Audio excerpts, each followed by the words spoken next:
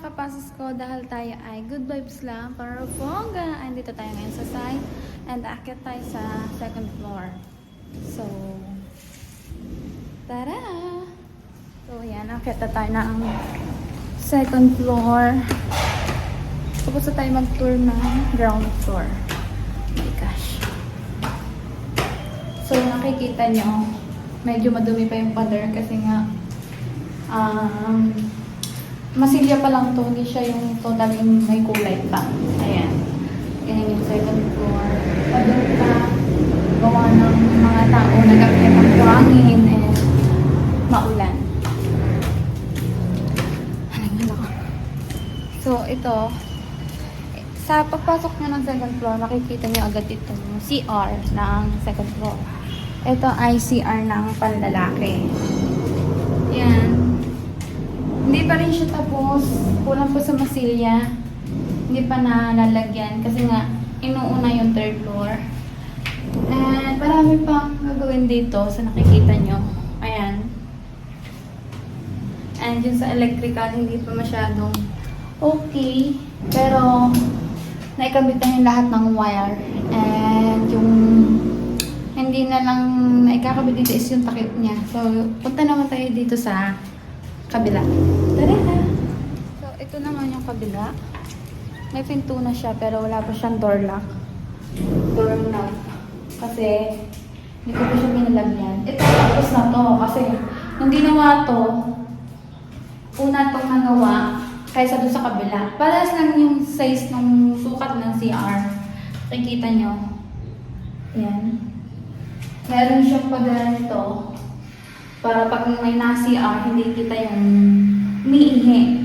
At yung kung gustong maghugas ng kamay, makakapasok pa rin sila kahit may tao doon sa kabila. So, hindi tayo makakapasok kasi merong scaffold na nakaharang. So, punta naman tayo sa kabila. Ang dumi ng aking kamay. Tara! Dito, makikita nyo, ang dami pang kalat dito sa second floor. Ayan. Ang dami. Dito nakatambak yung mga tiles na hindi na nagagamit. Yung mga tiles na putol-putol na. And ito yung ginamit namin, itong kulay green na net. Ito yung ginamit namin pang takip para pag nagpapalitan yung mga tao doon sa likod, hindi napapatakan yung mga kapitbahay. And ito, nakita nyo, may tubo na namang nakalabas. Kasi nga, at tulad sinabi ko doon sa unang vlog ko na yung request ni client is ilabas lahat yung mga tubo. So, nilabas namin. Kaya, ayan, ang nangyari. Hindi pa kasi siya nakakonekto sa taas. Kaya yung tubig sa taas, pumapatak dito kasi nga gawa ng ulan. And yung third floor, makikita niyo yung sitwasyon ng third floor kung bakit yung tubig ay bumababa dito sa taas, sa baba, sa second floor. Ayan. Tapos ito yung ano, ito yung ginagamit sa ano, sa doon. Doon yung gagamitin sa palabas kasi ang tubo nito ay konektado doon. Nirequest ni Sir Danny to. Nirequest si Sir Danny. And itong lahat ng tubo dito, ayan ang gagamitin. Hindi pa nakikakabit ito. Gawa ng may aayusin pa dito. Tapos may nagpunta dito taga-Dole.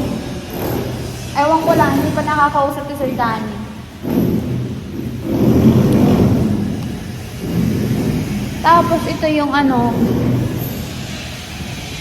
Ito naman yung kabilang tubo. Ayan. Ang dami. Hindi pa siya naka-align ng maayos pero ayusin pa yan. May mga nakakabit na rin na bintana.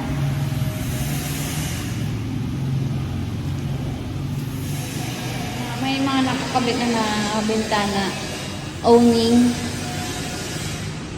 nakakabit. Then ito yung mga gamit ng mga tao ko. Dito pa nakatambak.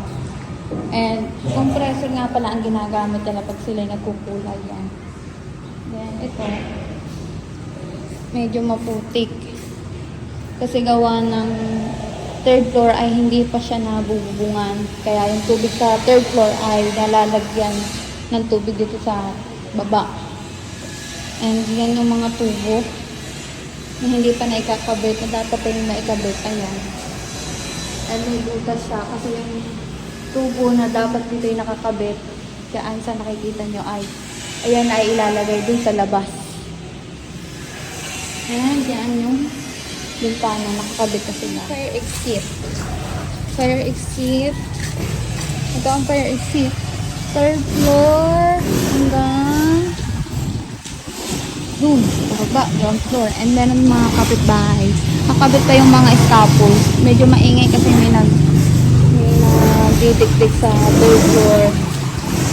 So ayan, palibot yan. Hindi tayo makakapunta dun sa kanila gawa na ng scaffold.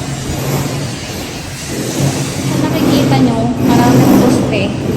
Kasi itong building na to ay 385 square meter and ang layout niya ay pa-triangle. Katulad ng sinabi ko dun sa inyo sa unang vlog ko, ang sukat ng loting to ay pangit. So, kaya ganyan and madami siyang poste kasi ito yung nasa plano.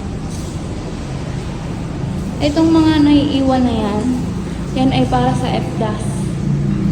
Sa FDAS yan, yung mga wala pang nakakabit. Sa FDAS yan. And may mga ilaw na nakakabit na. And ito yung mga tubo. Ewan ko lang doon sa iba kasi merong client na ayaw nakikita yung tubo. Pero yung kliyente ko, gusto niya nakalabas yung tubo para daw pag nagkaroon ng problema ang tubo at nagkaroon ng leak, madali na lang matitrace. Ito wala pa siyang kulay kasi hindi pa na-align ng maayos yung mga tubo. And ito yung kanyang connection sa baba hanggang baba sa ground floor. And ito din. So, and ito makakasilip kayo dito sa ano. Yan. Yan yung veranda ng second floor. Palibot siya. Veranda. And don't mind the sampay of my tao. Dito sila nagsasampay kasi nga ilang araw na maulan. Kaya dito sila nakakapagsampay sa second floor. And yan, kaninang brief to, talaga naman, ipapanaklob ko yan, panakot sa mga makukunat na magbayad. Walang kikilos, hold up yan. Ayan, pili na kayo. Ay, taray! Pang Hawaiian. Tapos yung vlog natin and I hope na nagustuhan niyo yung ating tour dito sa second floor and thank you kasi sinusuportahan niyo pa rin ako. So, bye bye everyone! Pinangaan ka man.